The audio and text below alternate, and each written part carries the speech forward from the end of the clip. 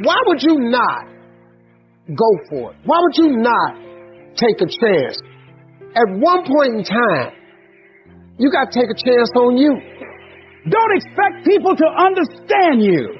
Don't expect it to make sense to anybody why you've got to do this, why you have got to go, why you leave. This is a good job. I'm going. They pay you well. I'm going. Why? I don't understand. You don't have to. I'm going for me because I've made a different kind of commitment with my life. This is something I have got to do.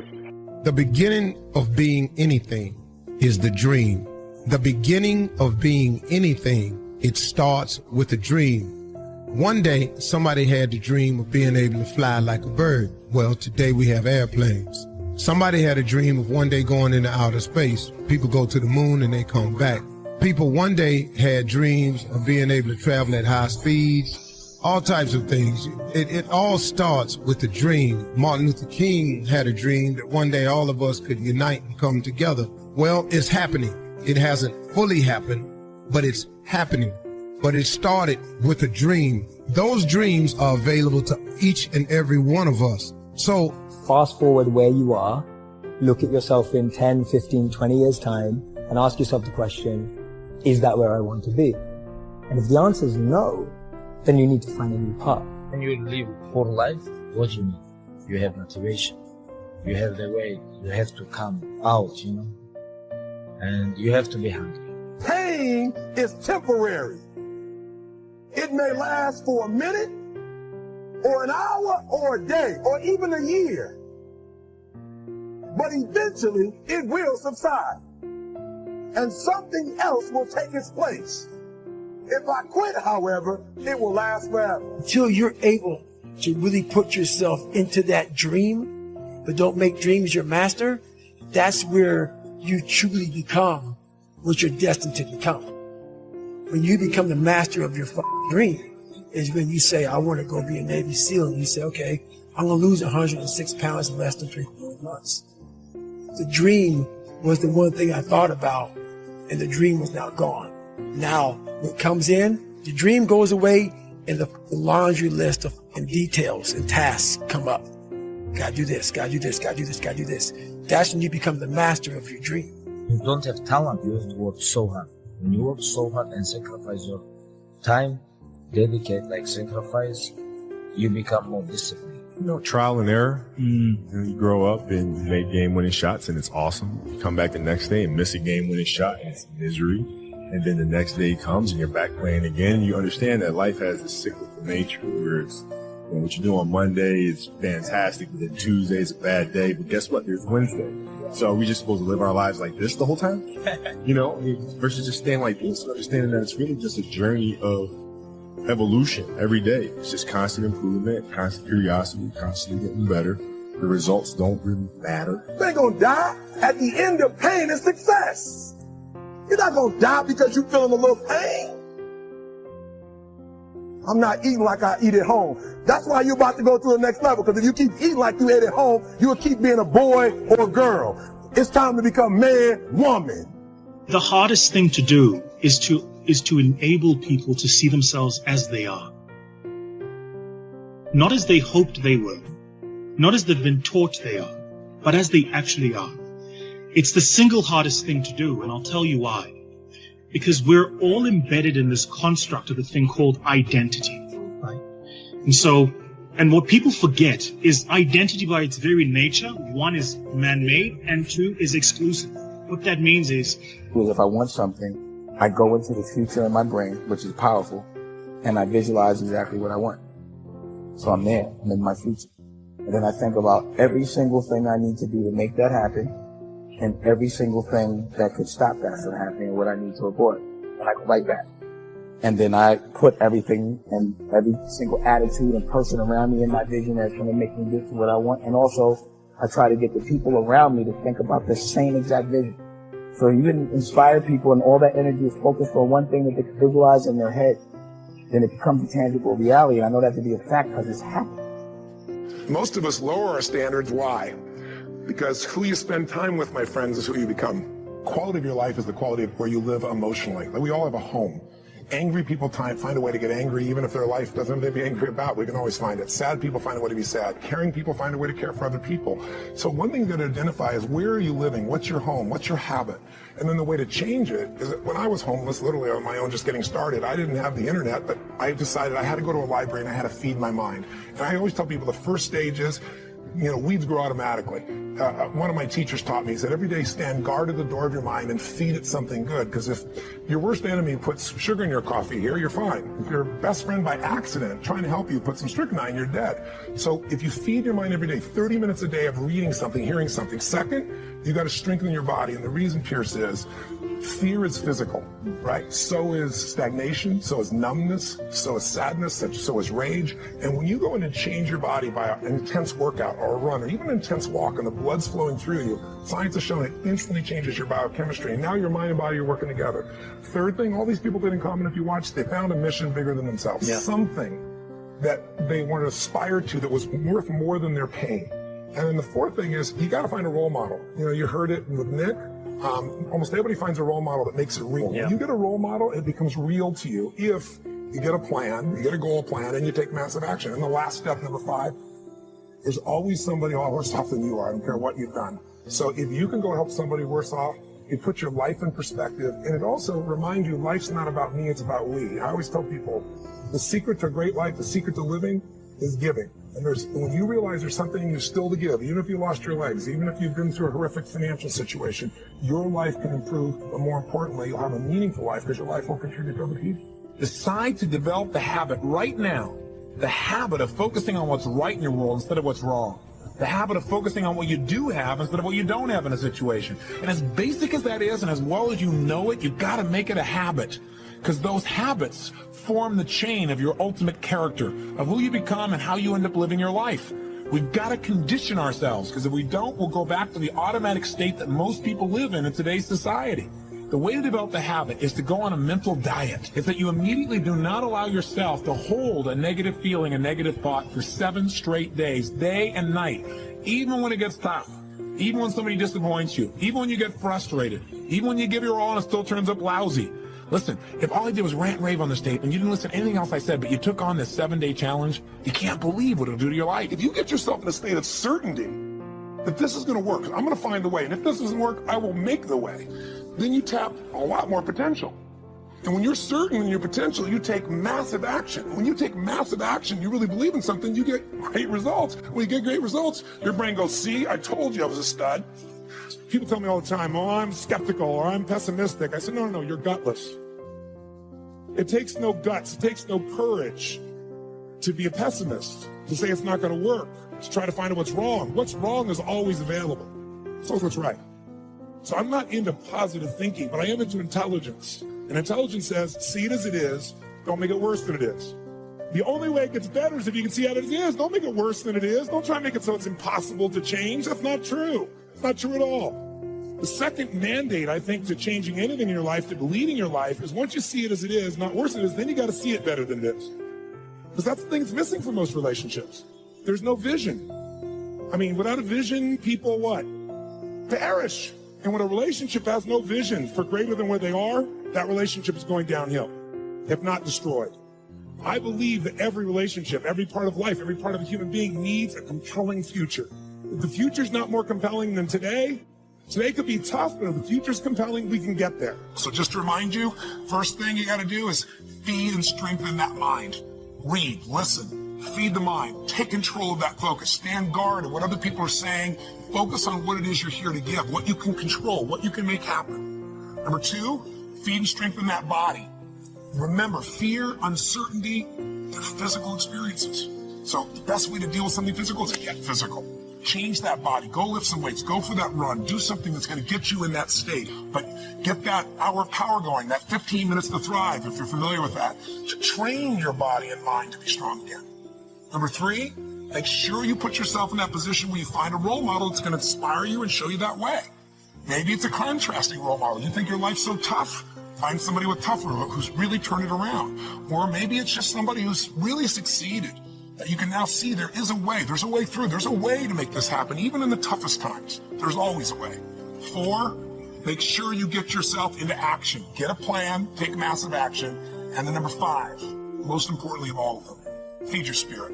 Feed and strengthen your spirit.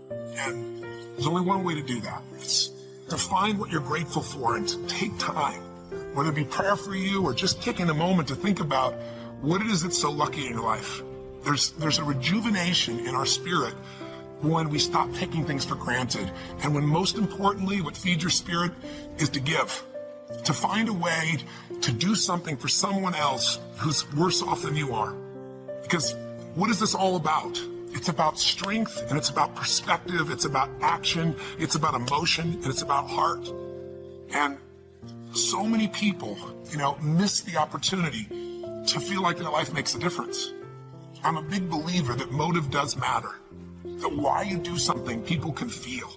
That people may be skeptical, they may have their judgments or their fears because they've been through so much, but in my experience, ultimately, why you're doing something, people feel. And if you're doing this because some part of you knows that you're here in life not just to get, but to give, then there's a spark that happens in other people because they feel the genuineness of that, and there's a spark that happens in you because it reminds you what you're made for. You know why kids love athletes?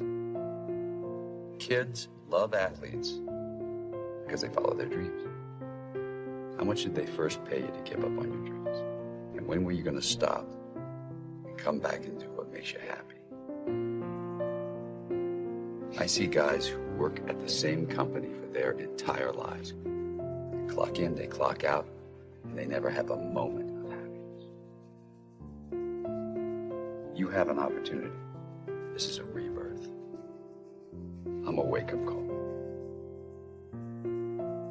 Maybe you here because you need to hear this. Maybe you here because you need to dust off your dreams. Maybe you need to explore your imagination. Maybe you just need to identify your gift so you can quit tripping in your own life, trying to figure out what you can do when God already planted inside you a long time ago. Remember your dream. All of us have things that we're believing for, something that we want to accomplish. Deep down, we know it's a part of our destiny. We can feel it so strongly. But then we hit some setbacks. We didn't get the promotion. The medical report wasn't good. Or a relationship didn't work out. Life has a way of pushing our dreams down. They can become buried under discouragement, buried under past mistakes.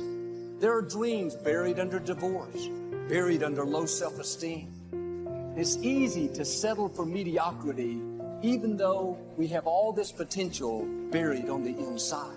Your dream may be buried. The good news is it's still alive. It's not too late to see it come to pass. We've all been through disappointments and setbacks. Life happens.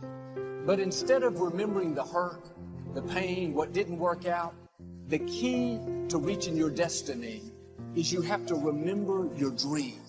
Imagine, if you will, being on your deathbed and standing around your bed, the ghost.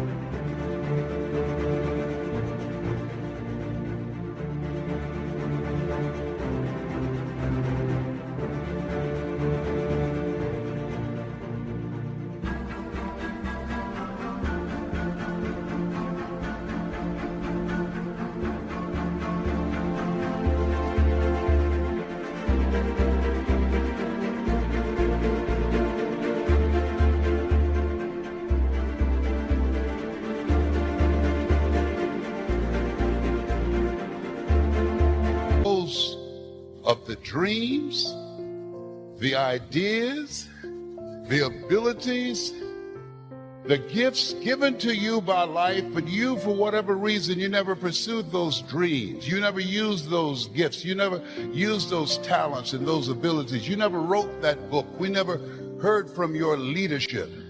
And there they are standing around your bed, looking at you with large, angry eyes, saying, "We came to you And only you could have given us life, and now we must die with you forever.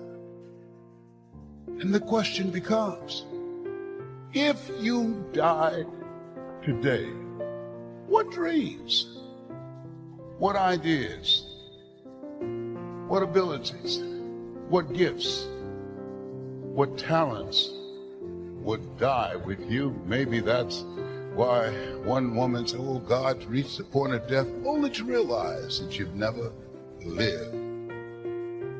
Maybe that's why Henry David Thoreau said, oh, God, to reach the point of death, to realize that you've never used all your potential, all of the things that had been instilled in you.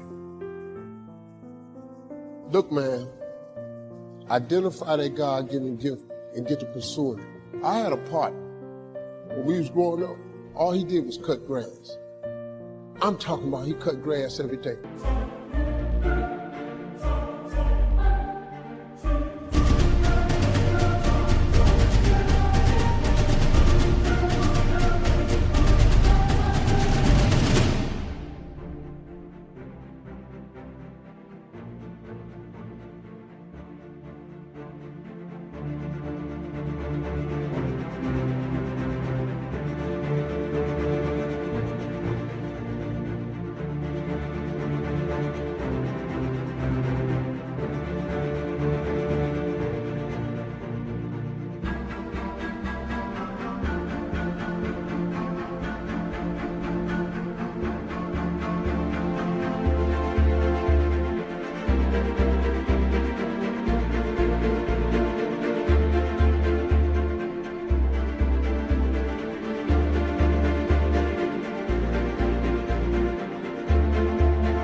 $2 for the front, $2 in the back. But boy, this boy was talented. He had one of them push lawnmowers with the single blade on it. He was so good, he could take the blade, lower it, and raise it. He could cut patterns in your yard with a push lawnmower. He could put your initials in your grass. You know how big that was in the hood? You get a W in your damn yard. This boy was $2 for the front, $2 for the back.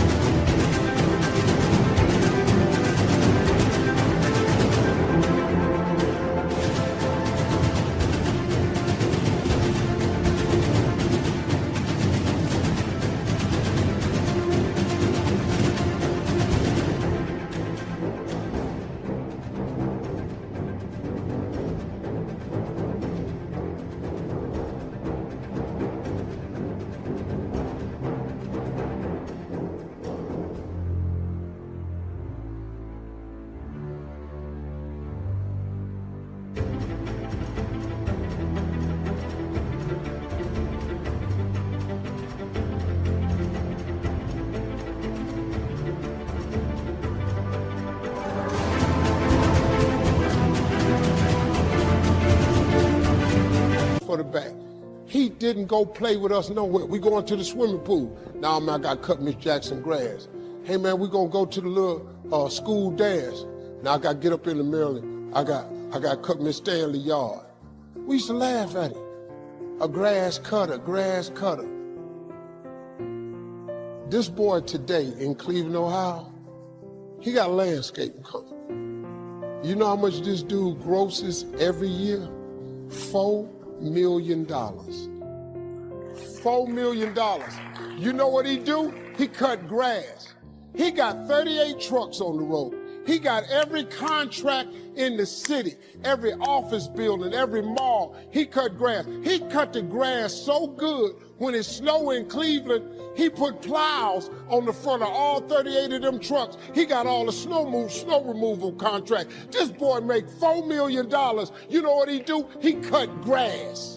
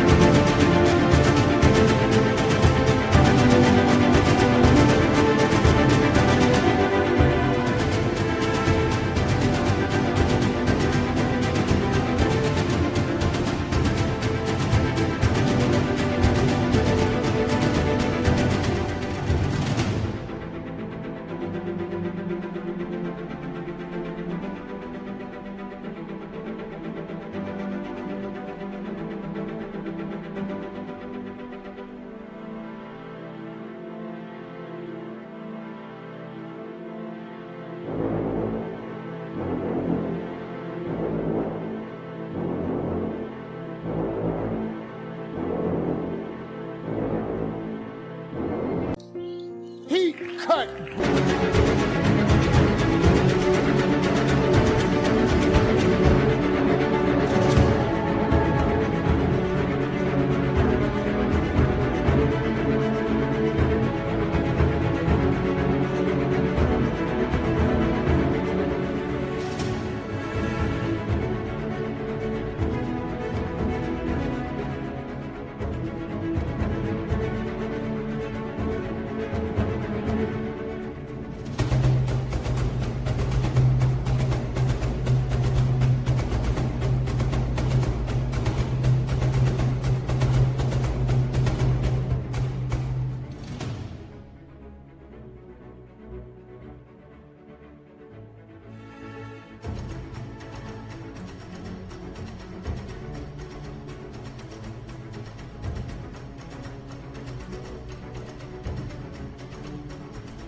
Grass.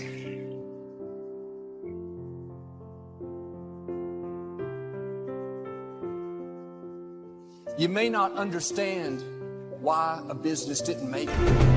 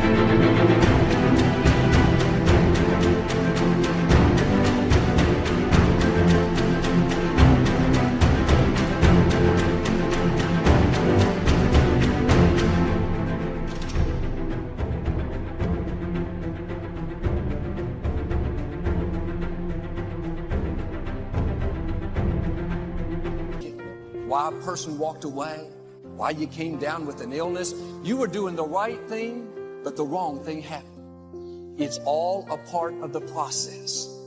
What did you used to be excited about? Now you think it's been too long, it's too big, it's not possible. You don't think you could write the book, finish school, see a marriage restored, start the business. No, get your passion back. You have not missed your opportunity. You have not had too many bad breaks. You're not lacking. You didn't get shortchanged. People can't stop you. Bad breaks, disappointments, loss. There are seeds of greatness in you right now.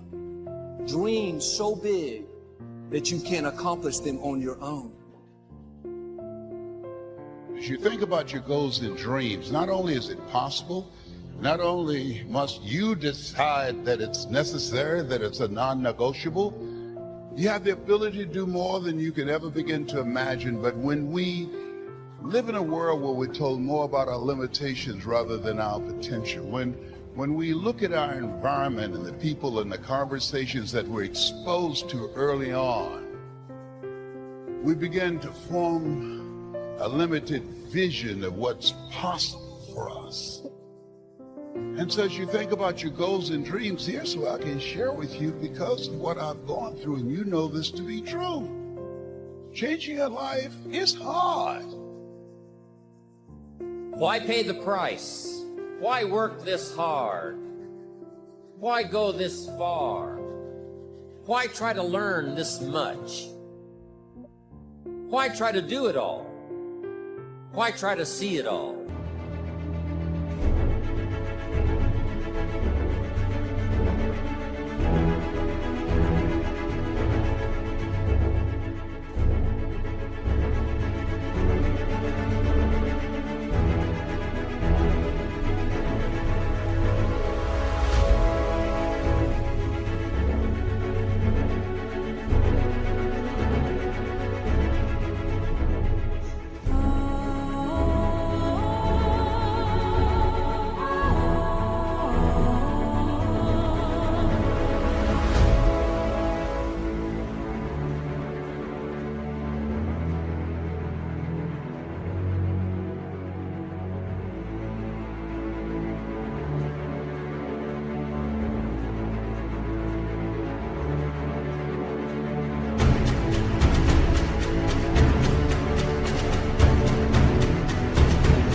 try to have it all? Why do it? Why learn it? Why study? Why put yourself out? Why try to take on this much responsibility? Why develop yourself to the full? Why try to become all that you can possibly become? Why try to earn as much as you can earn, share as much as you can share, develop every skill you possibly can, see every human you possibly can, go to every class you possibly can, touch everybody you possibly can? Why do that much? Why go that far? Why share that much? Why give that much away? Why try to see everything? Why try to do everything? Why try to become everything? That's a good question, why? And you're the only one personally that can answer that question for yourself. You've got to have your own list of whys. Here's what I want you to do when you go home after you've left this extravaganza. Work on your list of whys. One of the big thrusts for success is to come up with a strong enough why. In leadership training, here's what we learn. If the why is powerful, the how is easy. But if the why isn't strong, if your goals aren't powerful, if the vision isn't clear, the old prophet said, without a vision we die, without a vision we perish, without a dream we're nothing. From the movie The Professionals, I listened to Bill Heron give his testimony yesterday. From the movie The Professionals, it said, we joined because we believed. We stayed because we were committed. We left because we were disillusioned. But we came back because we were lost.